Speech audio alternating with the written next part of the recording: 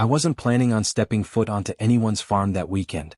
After the breakup with my ex, I'd sworn off new people, new feelings, new anything really. All I wanted was silence. The kind of silence that came with staring at my half-empty fridge, or with listening to the hum of the fan in my lonely apartment. But when the Johnsons, my new neighbors, moved into the ranch just past the dirt road, silence was suddenly hard to come by. It started with the sound of horses. Their hooves carried across the fields, a rhythm I could hear even when my windows were shut. I'd catch myself standing on the porch, coffee mug in hand, watching them work the land. There was a strength and steadiness in the way those cowboys moved, like they belonged to the earth in a way I never did. One afternoon, the older brother, Daniel, waved me over from the fence line. He had that easy kind of smile farmers seem born with, the type that made you trust him without trying. "Why don't you come by this weekend?" he called out. "We're having a small barbecue. Get to know the family." I almost said no. My chest tightened at the thought of socializing, of pretending to be okay when my heart still felt like a mess. But I heard myself say yes before my brain caught up. Maybe I was just tired of turning down life. Saturday came, hotter than usual, the sun spilling across the fields like gold paint. I walked the dirt path to their place, rehearsing small talk in my head. I told myself I was just being neighborly, just going for the food. Nothing more. When I reached the front porch, I raised my hand to knock. The door swung open before I could touch it. And there he was. Not Daniel. The younger brother. He was taller than I expected, broad shoulders filling the doorway, cowboy hat tilted just enough to cast a shadow over his eyes. His jaw was dusted with stubble, lips curved into something between a smirk and a dare. "Well, how are you, handsome man?" he drawled, leaning against the doorframe like he had all the time in the world. My stomach flipped. Nobody had called me that in months, not since before my ex decided I was too complicated to love. I opened my mouth, then shut it again. Words scattered like spooked birds in my head. He didn't seem bothered by my silence. In fact, he looked amused, eyes flicking over me like he already knew the effect he was having. His hand brushed against my hip as he stepped aside to let me in, fingers lingering just a fraction too long. "That's solid," he murmured under his breath, almost like he was talking to himself. "Real good. Think I'll enjoy seeing you around here." I froze, heat rushing to my face. Was he serious? Joking? Testing me? I laughed awkwardly, trying to shake it off, but inside, a knot of nerves and curiosity twisted tighter. The smell of barbecue drifted from the backyard, pulling me forward. Voices rose, Daniel greeting neighbors, laughter mixing with the clatter of dishes. The younger brother walked just behind me, close enough that I could feel his presence without turning around. I hated that I liked it. I hated that part of me was already paying attention to the way his boots thudded against the wood, the way his cologne mixed with the smell of smoke and grass. Inside, the house felt alive. Windows open, curtains dancing with the breeze. Pictures of horses lined the hallway, family photos tucked in frames. It was the opposite of my place, warm, lived in, full of roots. Daniel spotted me first, waving from the yard. "Glad you made it." "Thanks for inviting me," I said, forcing my voice steady. But even as we exchanged greetings, I couldn't stop glancing back at the doorway where the younger brother leaned casually, eyes fixed on me. He gave a small nod, like a secret signal only I was meant to catch. And for the first time in months, I felt something stir that wasn't bitterness or regret. It was possibility. I didn't expect to see him again so soon after the barbecue. But a few days later, I found myself standing at the edge of their fence line, coffee in hand, staring at a horse who looked like it wanted nothing to do with me. "You planning on staring him into submission?" A voice teased from behind me. I didn't need to turn to know who it was. That low drawl, half amusement, half challenge. It was him. The younger brother. I glanced over my shoulder. He was leaning against the fence post, hat pushed back, arms folded across his chest. "I was just looking," I muttered. "Oh, looking's one thing. Doing's another." He pushed off the post, boots crunching on gravel as he came closer. The horse perked up like it recognized him instantly. He stroked the animal's neck, easy, natural. "You ever ridden before?" "Not since I was a kid." "Well," he said, shooting me a sideways grin, "maybe I'll teach you. Could be fun watching you try." I rolled my eyes, but I couldn't hide the way my chest tightened at the thought of him teaching me anything. Close, hands guiding mine, that damn smirk never leaving his face. I told myself it was just nerves. Just curiosity. The next week, I started spending more time on their farm. Daniel was always welcoming, but it was his brother who seemed to find excuses to keep me around. "Fixing a fence post?" He'd hand me the hammer but stand close enough to correct the angle of my grip. Checking the horses? He'd insist I needed to learn the right way, brushing so close that his arm brushed mine. And always those looks, longer than necessary, steady like he saw straight through me. At first I thought he was just messing with me. Maybe he enjoyed making me squirm. But there were moments when the teasing softened, when something steadier shone through. One evening after we finished hauling hay into the barn, I sat down on a bale, sweat dampening the back of my shirt. He tossed me a bottle of water and sat beside me so close our knees almost touched. "You don't quit easy," he said, nodding at my dirt-stained hands. I didn't want to look weak. He laughed. "Hell, city boy, strength ain't about pretending you don't get tired. It's about showing up even when you do." I swallowed, the words heavier than they should have been. Nobody had told me that before, not my ex, not anyone. Over time, the silence between us started to feel less like emptiness and more like something charged. Sometimes while we worked side by side, I'd catch him watching me. Not in a mocking way. In a way that made my pulse race. One afternoon, he stood behind me as I tried to saddle a horse. My hands fumbled with the straps. "Here," he murmured, stepping close. His chest brushed my back as he reached around, guiding my hands. His fingers were rough, steady, warm against mine. The horse shifted, but I couldn't move, not with him pressed against me like that. My breath caught, and for a split second I thought he might hear it. "Better?" he said softly, almost against my ear. I forced a laugh, stepping forward to break the tension. "You're just enjoying bossing me around." He smirked, but there was something in his eyes that went deeper. "Maybe. Or maybe I just like seeing you learn." Still, I couldn't stop my doubts from creeping in. At night, lying in bed, I'd wonder what the hell I was doing. Was I just rebounding from my ex?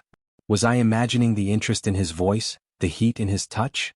But the next day he'd do something small, like save me the last slice of pie his mother baked, or walk me halfway home without saying why, and I'd know it wasn't in my head. It scared me. But it also made me want more.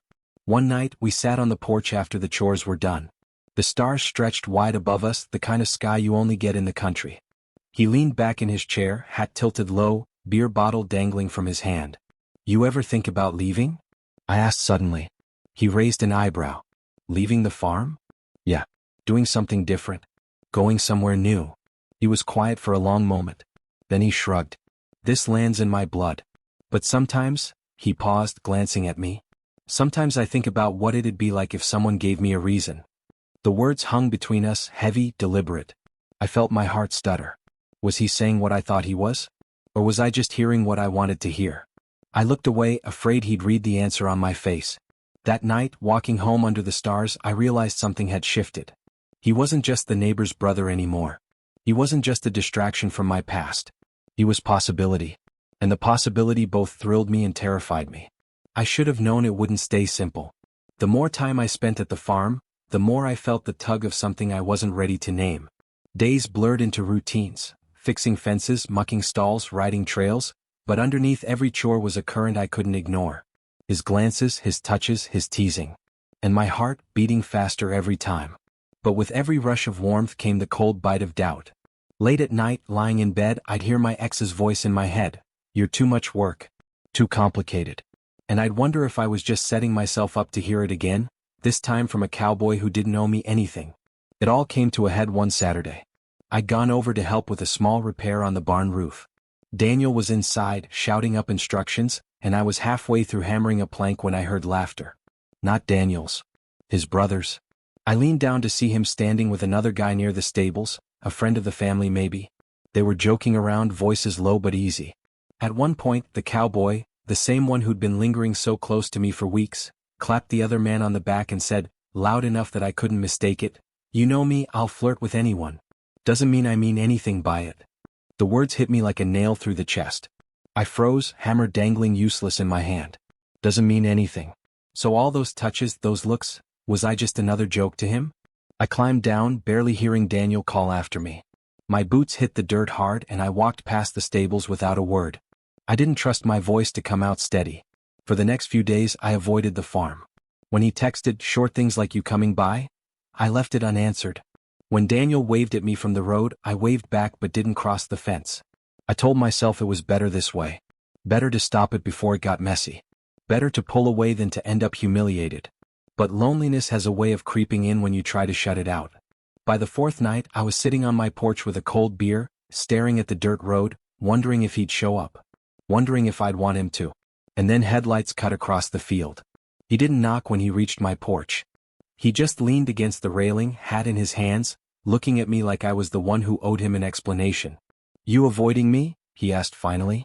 I stared at the bottle in my hand. "I've been busy." "That right." His voice was calm but sharp underneath. "Funny you seemed less busy before." I bit back a sigh. "Why does it matter?" He shifted, stepping closer. "Because one minute you're here looking at me like I'm the only damn person in the world and the next you vanish. You think I don't notice?" Something in me snapped. "Maybe I just realized you don't mean anything you say," I shot back. "You flirt with everybody." "I heard you." "So why should I believe I'm different?" His jaw tightened. For a second I thought he'd snap back. But instead, he exhaled slowly, like he was letting the fight drain out of him. "You really think I'd waste my time hanging around if I didn't mean it?" he asked quietly. I blinked, throat tight. "You said yourself." "I know what I said." He dragged a hand through his hair, frustration in the gesture. "I was joking with a buddy, trying to play it off. You don't know what it's like out here being who I am. Sometimes it's easier to laugh it off than to admit it's real." His words sank into me like stones into water. Real. I wanted to believe him. God, I wanted to. But fear still clung to me like a second skin. "I don't want to be someone's joke," I whispered. He stepped closer, so close I could see the flecks of green in his eyes. "You're not." The silence stretched. My chest rose and fell too fast. His hand hovered near mine on the porch railing, fingers twitching like he wanted to close the distance but was waiting for permission. I didn't pull away. Slowly, his hand brushed against mine. Not a grab, not a demand. Just a touch, soft and deliberate. It felt like the first honest thing between us. We stood like that for what felt like forever, the night buzzing with crickets, the air thick with things unsaid. Finally, I turned my hand over, letting his fingers slip into mine. He let out a breath I hadn't realized he was holding. "You don't know how long I've been waiting for that," he murmured. And just like that, the wall I'd been building cracked. Later, we sat side by side on the porch steps, shoulders brushing, our hands still linked like neither of us wanted to test what would happen if we let go. He told me about the first time he realized he wasn't like the other cowboys in town, how he kept it quiet, how family was everything but it also meant carrying secrets. And for the first time, I told someone what my breakup had really done to me, how it had left me questioning if I was worth staying for. He didn't interrupt. He didn't tell me to get over it. He just listened, thumb rubbing small circles against my hand like he knew I needed the steady rhythm. When the silence settled again, he turned toward me, eyes searching. "I can't promise I won't screw up," he said. "But I can promise I'll mean it when I say I want you." The words hit harder than any kiss could have. And when he leaned in, slow, giving me every chance to pull away, I didn't. Our lips brushed, tentative at first, then deeper, like we were both testing and confirming at the same time. It wasn't fireworks. It was steadier than that. Solid. Real. For the first time since my ex, I felt wanted. Not for a night. Not as a joke. For me. After that first kiss, everything between us shifted. It wasn't sudden, not like flipping a switch, but it was enough that I carried the weight of it home that night, lips tingling, chest buzzing with something I hadn't felt in too long, hope. The next morning, I woke earlier than usual. My coffee tasted different, sweeter somehow. I caught myself smiling at nothing, shaking my head like a fool. But deep down, I knew it wasn't nothing. When I walked back to the farm later that day, he was already waiting by the barn, leaning against the post with that half smirk he always wore. But this time there was something softer behind it, something less like a game and more like a promise. "Morning," I said, trying to sound casual. "Morning, handsome man," he replied, the old tease in his voice, but now instead of bristling, I felt warmth spread through me. Because I knew he meant it. We worked side by side again, but the silence between us wasn't heavy anymore. It was charged, alive. Our hands brushed often, and neither of us pulled away. That evening, after chores, he asked if I wanted to ride out with him. The sun was low, painting the fields in gold and amber. We saddled 2 horses and set off down a narrow trail, the rhythm of hoofbeats carrying us further from the world. We didn't talk much, but it wasn't uncomfortable. Every now and then he'd glance at me, eyes catching the light, and I'd feel my pulse skip. At the top of a ridge we stopped. Below us, the land stretched wide and endless, the sky melting into deep pink and purple. He dismounted first, offering his hand when I slid down. His touch lingered longer than necessary. "Beautiful, isn't it?" he asked, nodding at the horizon. "Yeah," I said, though my eyes weren't on the view. He caught me staring, and for once he didn't tease. He just stepped closer, slow and deliberate, until I could feel the heat of his body against mine. The kiss this time wasn't tentative. It was hungry but not rushed. Like he'd been waiting for this moment just as much as I had. His hands framed my face, rough palms gentle against my skin. I melted into it, fingers curling into the fabric of his shirt as if to anchor myself. When we finally pulled apart, I was breathless, heart racing. "You scare me," I admitted softly. He tilted his head. "Why's that?" "Because I want this," I said. "I want you. And I don't want to lose it." He rested his forehead against mine. "Then don't run." "I'm not going anywhere." From that night on, the slow burn started to catch fire. We found excuses to stay close, brushing shoulders while carrying feed, laughing over dinner at Daniel's table, sneaking glances when no one else was watching. But in quiet moments, when it was just the two of us, the touches grew bolder. His hand would settle at the small of my back, guiding me gently. My fingers would trail over his arm, marveling at the strength beneath. One evening, rain kept us inside the barn. We sat on a pile of hay, the storm drumming above us, the smell of wet earth filling the air. He reached out, threading his fingers through mine. "You ever think about what you really want?" he asked. I swallowed. "All the time. I just never thought I'd find it here." He squeezed my hand. "Maybe you already have." The kiss that followed was slow, unhurried, deepening until time blurred and the rain became nothing more than background music. His touch traveled to my waist, my back pulling me closer. And I let him because for once I wasn't afraid. The first time we made love, it wasn't about lust. It was about trust. It happened quietly in his room at the farmhouse, after a long day that left us both too tired to pretend anymore. The lamp cast a warm glow, shadows softening the edges of everything. He touched me like I was something fragile and precious, not a rebound, not a game. And I touched him like I'd been waiting my whole life to know what it felt like to be held without condition. Every kiss, every brush of skin, every whispered word carried the same message. "I see you. I want you. I'm here." It was slow, patient, tender. And when it was over, we didn't rush to fill the silence. We just lay there, tangled together, breathing each other in. For the first time in years, I felt at home. Over the next few weeks, our bond grew deeper. It wasn't just about the heat of his kisses or the way his body fit against mine. It was the small things. The way he handed me coffee in the morning without asking how I liked it, because he'd already memorized. The way he'd brush dirt off my jeans, muttering that I was hopeless but his kind of hopeless. The way he looked at me like I wasn't complicated at all. I was exactly enough. I knew then that this wasn't a fling. It wasn't something to get me over my ex. It was real. And the thought of that scared me, yes, but it also filled me with a quiet, steady joy I hadn't believed I'd ever feel again. It's strange how quickly a life can change. Just a month ago, I was nursing a broken heart, convinced love was a cruel game I'd lost. Now, I woke each morning with the sound of roosters crowing and the warmth of a cowboy's arms slung across my waist. At first, I thought it was temporary, a fleeting kind of comfort. But as the days turned into weeks and the weeks into a rhythm, I realized something. This wasn't a rebound. This was a beginning. One Saturday morning, I was helping mend a section of fence when Daniel strolled over, wiping his hands on a rag.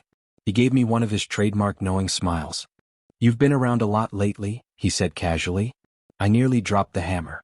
I've just been helping out." His eyes twinkled. "Helping out. That what we're calling it?" Before I could stammer out a reply, his brother appeared behind me, looping an arm around my shoulders with casual ease. "He's been helping me most," he said, voice smooth, eyes daring me to argue. Daniel just laughed, shaking his head as he walked away. "About time," he muttered. My cheeks burned, but I couldn't help grinning. The secret was out, and it didn't feel like something to fear anymore. That night, we sat on the porch together, the sky stretched wide and full of stars. He leaned back in his chair, hat tipped low, and I rested against his shoulder, feeling the steady rise and fall of his breath. "You ever think about the future?" I asked quietly. "All the damn time," he admitted. "Mostly about how I'm gonna keep you from running off." I chuckled. "I don't think you have to worry about that anymore." He tilted his head toward me, his smile softer than I'd ever seen it. "Good. 'Cause I don't plan on letting go." The words warmed me deeper than the summer air ever could. I turned to him, pressed a kiss to his lips, slow and certain. Over the next few weeks, little pieces of our lives began to weave together. I helped him with the morning chores, fumbling less and laughing more. He'd make fun of the way I shoveled hay, then sneak an arm around my waist when no one was looking. I cooked for him once, and though I nearly burned the biscuits, he swore they were the best he'd ever had.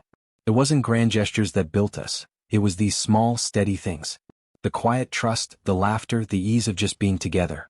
One evening, we ended up stretched out on a blanket in the middle of the field, the grass cool against our backs, fireflies flickering around us. "You know," he said, turning toward me, "when I first met you, I thought you'd never come back." I laughed softly. Honestly, I almost didn't. What changed? I thought about it for a moment, staring at the stars. You didn't give up on me. You saw me when I couldn't see myself. His hand found mine, fingers lacing tight. "And I'm not stopping now." The moment lingered, quiet and perfect. Then he grinned, that familiar spark flashing in his eyes. "So," he drawled, "how are you, handsome man?" I rolled my eyes, shoving his shoulder lightly. "Still with that line?" "Damn right," he said, pulling me closer. "'Cause it worked, didn't it?" I laughed, shaking my head, but I kissed him anyway. And as the night wrapped around us, I realized I wasn't just falling for him. I already had. I'd once thought cowboys were just rough hands and steady boots. But I'd learned something truer. The best ones were loyal, patient, and strong in all the quiet ways that mattered. I'd come to this farm out of hesitation, out of loneliness. But I was staying because I'd found someone who made me feel at home, not in a place but in a person. And that, I knew, was the kind of love worth holding on to.